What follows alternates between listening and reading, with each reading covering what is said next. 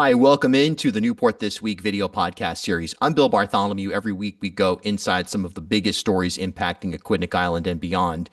One of the major stories that really on a practical basis, on a community basis that has dominated a lot of conversation is Newport Hospital and specifically the potential closure, the signaling towards a closure last year by Brown Health of the birthing center, all of the different issues that would come into play as a result of that closure, then what seemed like at least a temporary stay, if you will, this past year where the birthing center was going to remain intact. But questions remain about what the future looks like. And we heard Lauren Carson, Representative Lauren Carson, on the show last week say she was less than pleased with communication between Brown Health and her or the city or, frankly, the residents. Cassie Voll has been on the front lines of this. And I guess the right question to ask is, where do we sit right now in your mind as an advocate for the birthing center? Yeah, so that's a really good question. Right now, there's definitely a lot of uncertainty around the status of the birthing center. Obviously, there have been some minor strides that have been made in the last, 6 months or so since we last spoke, Bill. Um, the biggest one being that Brown University Health, as promised, did form the community advisory panel in the fall. However, that community advisory panel, which I've spoken about quite extensively and submitted an op-ed to Newport this week about it, is comprised of, many community members who are very selflessly taking their own time out to contribute to this. But there's a lot of people who work for Brown University Health. And so I'm not, I generally believe that the people that I know on this panel are, do have the best interests of the community in mind, but there's a few names on there that I'm not as familiar with that do work for Brown University Health. And, that doesn't necessarily feel as representative of our entire community on Aquidneck Island and Newport County at large as I would have hoped. Like I said, they've had one meeting. That first meeting was the Monday before Thanksgiving. So I know that there were a lot of potential conflicts with people traveling that week to go see family and everything. And I believe, if I recollect correctly, that it was done over Zoom in part. But there really hasn't been any communication given, that's been given from Brown University Health to the general community at large, to the general public, about what was really discussed during that meeting, what meaningful steps forward they're taking to kind of address, the potential closure or not of this, and what, potential pressure points or issues they're seeing, you know, in terms of their rationale behind whether they will close the birthing center or not. None of that has really been divulged or communicated with the general public, and I would have hoped by now that we would have had a lot more transparency around that. Yeah, it seems like there's some major communications issues happening here. These are oftentimes self-inflicted wounds for organizations and institutions. So you wonder why there wouldn't be a more direct correspondence. Also, if they're going to stock the community advisory board with their people, they ought to be okay with community members from Aquidneck Island that are maybe pro birthing center, if you will, to be on the board of directors of Brown Health. I mean, the idea that you can't have a fully representative of familiar personalities who have been working on this at the grassroots level as the core and exclusive definition of advocacy, and you have to stock it with any element of Brown.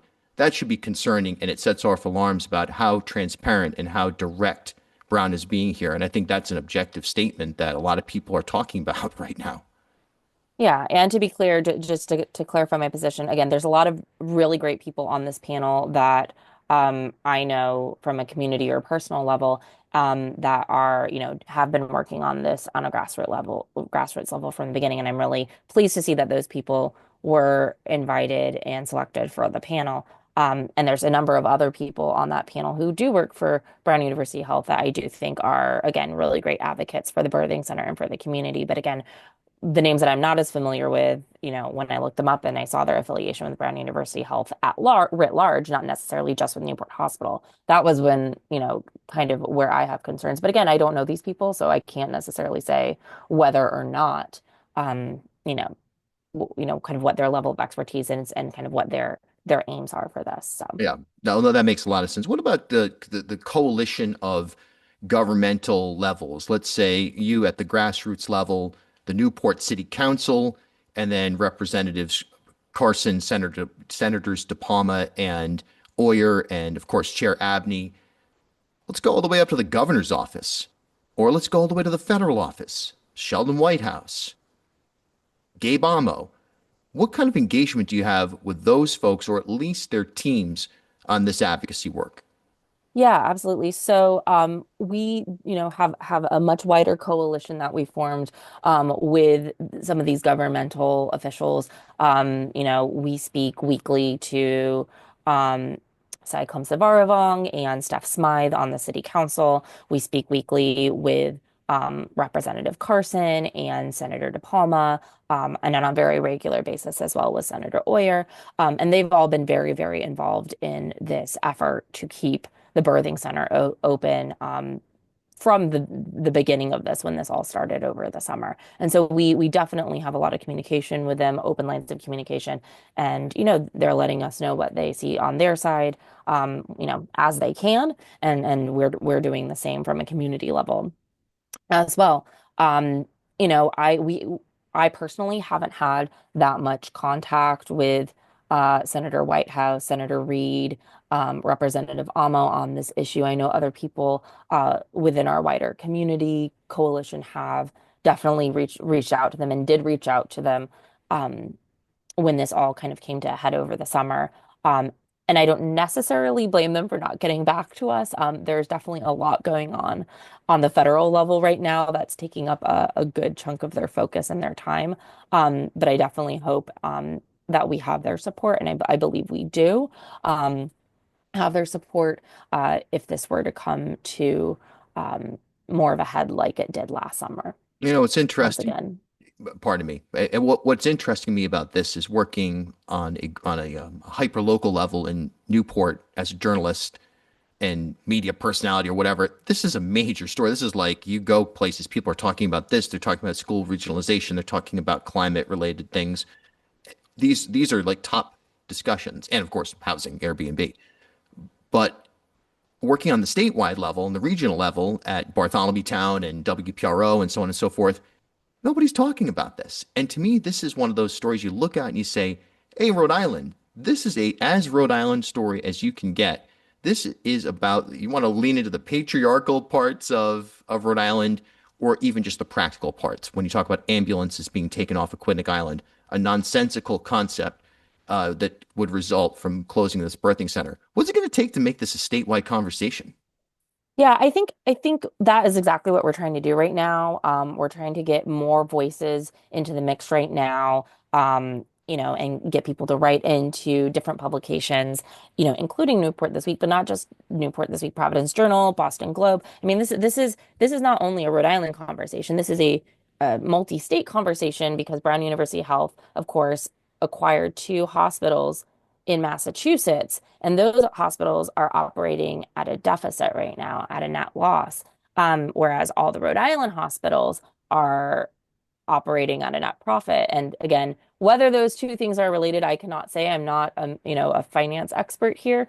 But this doesn't just impact, one cut to the Rhode Island services may have trickle effects in the future, not only to the future of Rhode Island healthcare, but the future of healthcare in our region, which again does go over the border into Massachusetts now with Brown's acquisition of St. Anne's and Morton and Taunton.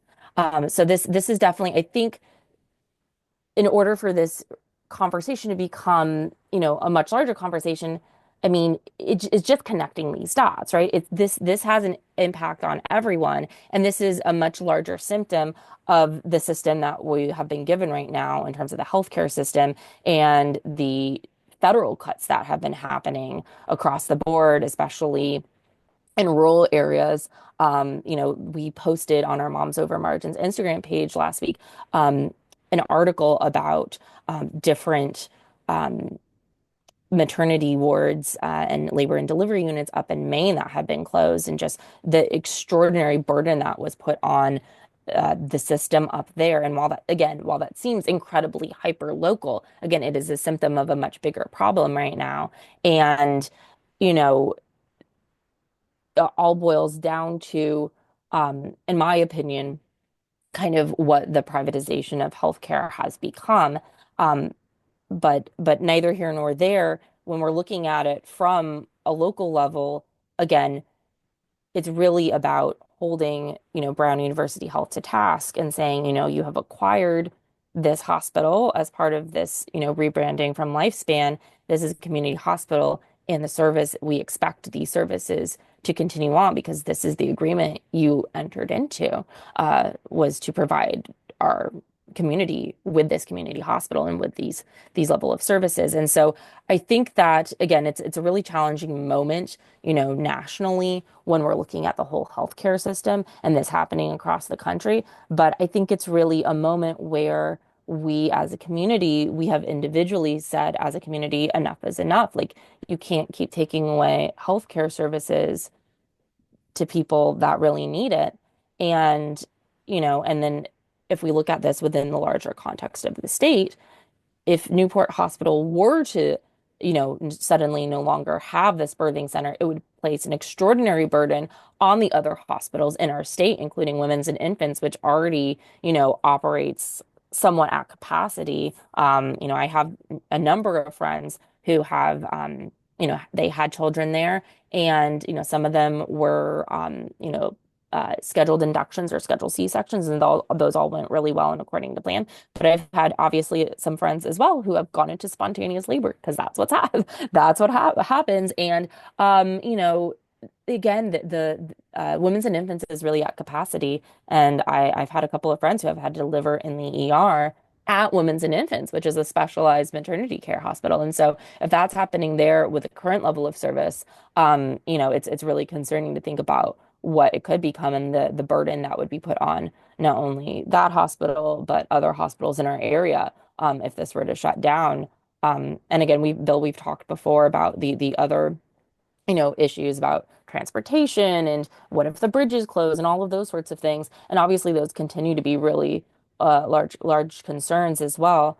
But if we're talking about how do we get people throughout the state involved. I mean, this is going to impact everyone. It's not going to just impact those people on Aquidneck Island. And as we talked about over the summer, even if you are a Newport County resident and you think this isn't going to impact you, again, what happens when one ambulance has to be taken offline just to go take a patient to women and infants? Again, this has a trickle effect on our entire community, not just those of us within, reproductive age. Right. Cassie Voll on the front lines of this, Moms Against Margins, and we will continue to bring you the latest on this incredibly important story here on Newport This Week, including on the Newport This Week podcast. Cassie, thanks for your time. Thank you, Bill. And we'll see you all next week here on Newport This Week's podcast.